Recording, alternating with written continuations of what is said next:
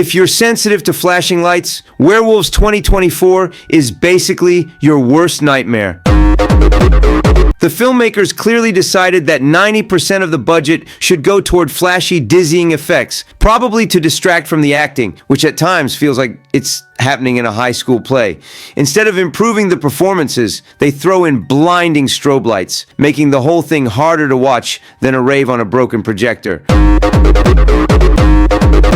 What's wrong with Werewolves 2024? Pretty much everything, from the story to the effects that look straight out of the 80s. The plot goes like this. During a supermoon, people suddenly turn into werewolves after being hit by moonlight. Why now? Why not any other time in history? Scientists don't know. There's a drug that's supposed to save millions, but of course, it doesn't work. The lab techs mess everything up, the doors won't open, and chaos follows. The movie looks like one of those low-budget monster movies that should have gone straight to VHS tape, but somehow made it into theaters. The werewolf transformations rely on outdated CGI that resembles old PlayStation 2 graphics, combined with awkward costumes and makeup that fail to impress. The film is as original and exciting as its boring title.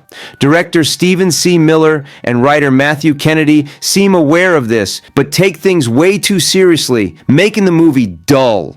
There's barely any story or depth, just lots of action. After the intro, the filmmakers waste no time jumping straight into chaotic werewolf mayhem. If you're hoping for anything meaningful, lower your expectations. Frank Grillo does his thing, fighting giant creatures and getting drenched in buckets of fake blood. But the real stars are the wolves. Clumsy, goofy monsters with animatronic faces from Chuck E. Cheese. It's a retro-style B-movie offering silly, mindless fun. The idea sounds like it could make for a great horror movie, but honestly, Werewolves 2024 doesn't deliver. Frank Grillo looks tough, sure, but the werewolf fights end almost as soon as they start.